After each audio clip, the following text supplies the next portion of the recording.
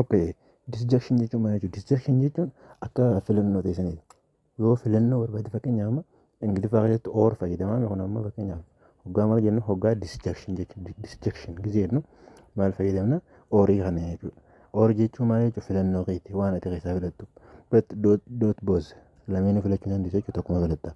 Kana jechuun amma fakkeenyaaf would you like to drink? What would you like to drink? Coffee or tea jeessa gaafata. Bunna moo wanni si dhaleessa? Bunna moo shaayiin si dhaleessa? Kajoo keessaa ati amma kasii ta'e jechuudha keessaa filatta. Kanaafuu maali? When we talk that disjunction it will be positive and the negative we have to choose the favorable.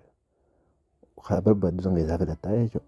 Kana jechuudha disjunction jechuun. Conjunction jechuun immoo waan jiru san waan positiiva ta'e san negatiivatti fakkeenyaaf summii nyaatatte yoo naqame maali?